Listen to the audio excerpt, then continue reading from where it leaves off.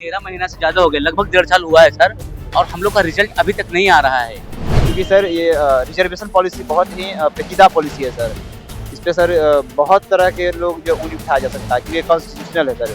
आप किसी आरक्षण दे रहे हैं सर, आरक्षण पे आरक्षण दे दीजिएगा।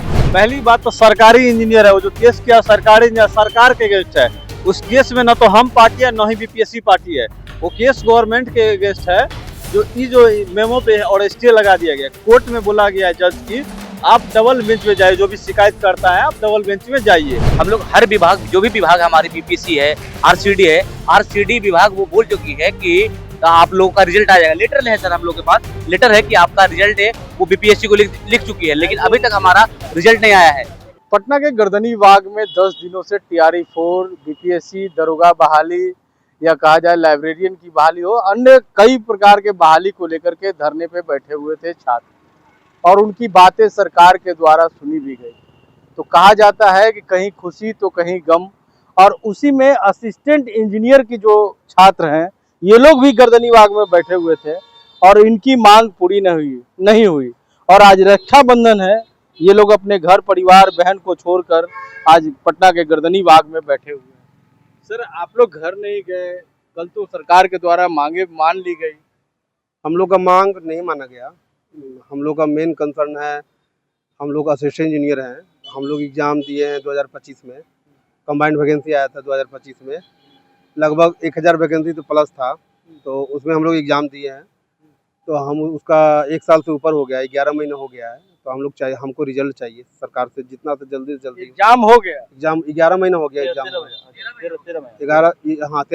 महीना हो गया एग्ज़ाम दिए हुए।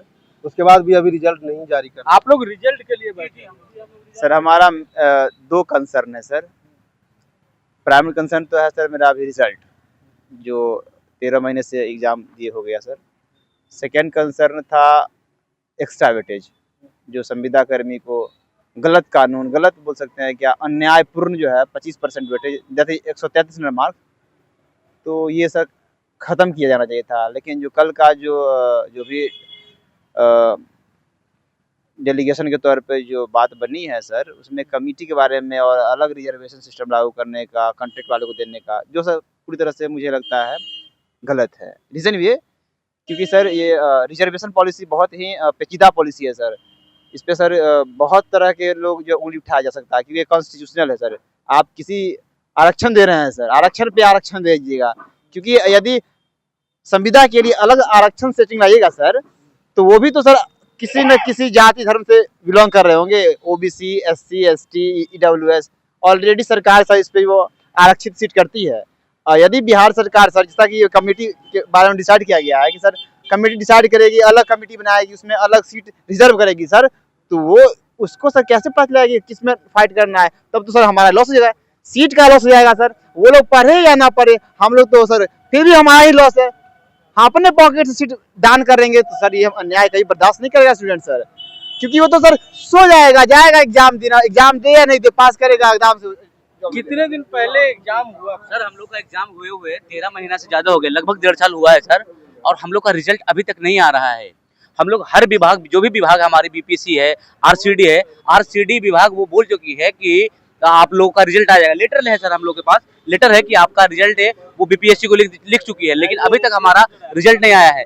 और ये लेटर लिखा हुआ सर कि आप करो, आरसीडी हम लोग का नोडल विभाग है, वो बीपीएससी को लिख चुकी है 1 महीना 2 महीना पहले कि आप रिजल्ट प्रकाशित करने के लिए शीघ्र की जाए। अभी तक हम लोग को रिजल्ट नहीं आया है। जब हम लोग सरकार का बीपीएससी, बीपीएससी वही हम बोलना चाहते हैं कि यही हम लोग जानना चाहते हैं कि जब हम लोग जाते हैं बीपीएससी के पास, वो बोलती है कि ये इस पे स्टे है, हाई कोर्ट का स्टे है। तो हम ये जानना चाहते हैं कि हाई कोर्ट का स्टे किसने केस किया है? तो केस सरकार के अधिकारी ने किया है। सरकार में जो परमानेंट हो चुके हैं पीएचडी के जो अधिकारी हैं, जो एक बार 133 नंबर 400 में से उनको एक बार फायदा मिल गया। सो आप सोचो सर, ऐसा रूल लाया गया है, ऐसा रूल बना रखा है, जो अधिकारी लोग बड़े बड़े अधिकारी हैं, ऐसा रूल बना रखा है, लिखते हैं कि 1 साल का 5 अंक मिलेगा और 5% देते हैं, और डायरेक्ट 400 में से 133 नंबर अगर किसी सिस्टम गड़बड़ है, उसी के कारण वो उन्होंने हम पे केस किया हुआ है और हमारा ये फंसा हुआ। लेकिन केस भी नहीं है सर, ये भी बहुत बता देते हैं आपको कि हम लोग पे केस नहीं है। हम लोग का केस एक मेमो पे केस है। एक मेमो पर केस है और वो मेमो का कोई वैल्यू नहीं है। हम लोग जो मेमो है सर, जो मेमो है हम लोगों का, वो मेमो पे केस है और वो मेमो को हम लोगों ने कैबिनेट से पास करवा लिया है। तो ये डायरेक्टली केस ही नहीं है हम लोग पे, बस हम लोग को फंसाया गया है। और हम लोग 13 दिन से बैठे हुए थे, हम लोग जानवी आपका मामला कौन निलंबित कर रहा है अभी तक? कौन रोक रहा है मामला? हम लोग का मामला बीपीएससी से ही मेनली फंस रहा है। समझिए, केस जो बहाना दे रहा है, पहली बात तो सरकारी इंजीनियर है वो, जो केस किया सरकारी इंजीनियर, सरकार के अगेंस्ट है। उस केस में ना तो हम पार्टी है ना ही बीपीएससी पार्टी है, वो केस गवर्नमेंट के अगेंस्ट है।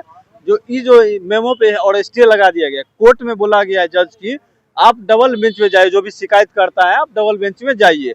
रिजल्ट पे कोई रोक नहीं है, ये कमेंट भी किया गया, फिर भी बीपीएससी रिजल्ट नहीं दे रहा है। हम लोग को रिजल्ट को न जाने क्यों न क्यों टाले जा रहा है। इसका परिणाम ये हो रहा है कि बिहार में इंजीनियर की भारी कमी और अभी बाढ़ आने वाला है। हम लोग चाहते हैं जल्द से जल्द रिजल्ट दी जाए। कितने अभ्यर्थी होंगे इसमें? सर 48,000 अभ्यर्थी हैं इसमें, कुल एग्जाम दिए हुए हैं। 48,000 लोग इंतजार में है कि रिजल्ट मेरा कब आएगा। जी जी जी बिल्कुल। 13 महीना पहले एग्जाम हो चुका है कंप्लीट, ये और 1 महीने के अंदर में हम लोग का सारा उसके बाद फिर कोई दूसरा एग्जाम भी नहीं आया है? क्या अभी कोई एग्जाम नहीं आया है, उसके बाद कोई सा एग्जाम अभी नहीं आया है। तो चलिए, चुनाव के वक्त सरकार के द्वारा कहा जाता है कि 1 करोड़ रोजगार देंगे, नौकरी देंगे, बेरोजगारी की बात कही जाती है, पलायन की बात कही जाती है। उसके बाद जो है कि छात्र जो है एग्जाम देने के बाद भी अपने रिजल्ट का इंतजार करते हैं और गर्दनी बाग में धरने पे बैठते हैं। इसका पूरा करप्शन का सिनारियो बताते हैं हम।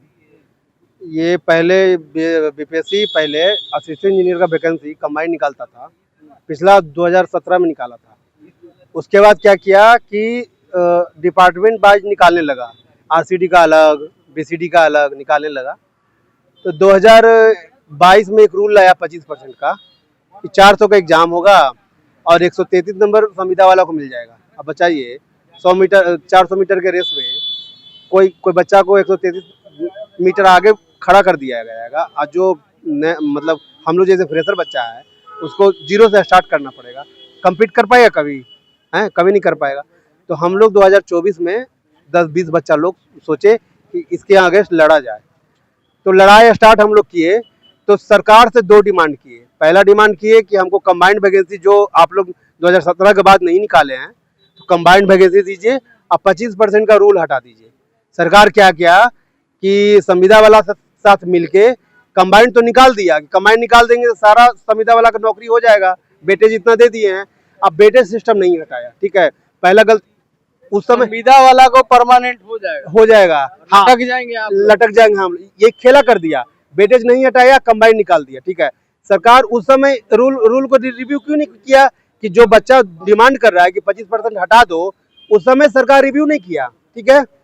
अब जब क्या हुआ, संविदा के सिनारियो बताते हैं। कोई रूल सरकार के पास नहीं है कि वो संविदा कैसे लेगा। कभी गेट के थ्रू लेता है, कभी किसी के सिफारिश के थ्रू लेता है, कोई पंचायती राज में जिला अध्यक्ष है उसके थ्रू चला जाता है। तो पता ही नहीं है कि कैसे कैसे घुसा रहा है, ठीक है। आप लोगों से कहीं पे वार्ता हुई है इसको लेकर? उसी के बारे में बता रहे हैं। हम लोग लगातार 2024 से 2 साल से लगातार हर सेक्रेटरी से, जो ऑथराइज सेक्रेटरी है, जैसे जीएडी का सेक्रेटरी है, चीफ सेक्रेटरी हुआ, आरसीडी का सेक्रेटरी हुआ, सबको लेटर दिए हैं, रिसीव किए हैं। इस पर केस भी चल रहा है। तो हम इसको पूरा बताना चाह रहे थे, 1 मिनट और समय दीजिए। तो क्या किया कि ये कंबाइंड निकाल दिया, अब 25% को रिव्यू नहीं किया। एग्जाम हो गया तो हम लोग सरकार के पास फिर गए कि देखिए 2024 में जो आप एक वैकेंसी निकाले थे पीएचडी में, जिसमें आप संविदा वालों को वेटेज दे दिए हैं, वो लोग फिर इसमें एग्जाम दिया है, 133 नंबर का लाभ फिर लेगा। हम लोग को 2024 के वैकेंसी में छाट दिया। 38 बच्चा जनरल सेलेक्ट हुआ था, उसमें 37 बच्चा संविदा वाला सेलेक्ट हो गया। बताइए, एक बच्चा मात्र फ्रेशर का सिलेक्शन हुआ है। तो हम लोग क्या बोले सरकार से कि हम लोग ये बोले सरकार से कि जो एक बार वेटेज ले चुका है, जो हम लोग एक बार वो लोग वेटेज ले चुका है 2024 में, जो हम लोग को वही वेटेज वाला हमको निकाल दिया है। वो क्या किया, वेटेज लेके जॉब हो गया, उसका विपाट गया, सरकार का रिसोर्स यूज किया, एक बार हम लोग को बाहर कर दिया, ठीक है। दोबारा 2025 में वैकेंसी आया है, उसमें भी 133 नंबर का लाभ लेगा, फिर वही बच्चा हम लोग को बाहर करेगा। बताइए, एक बच्चा सेम बच्चा से कितना बार बाहर होगा, वो भी विपार्ट में फिर जाएगा। सरकार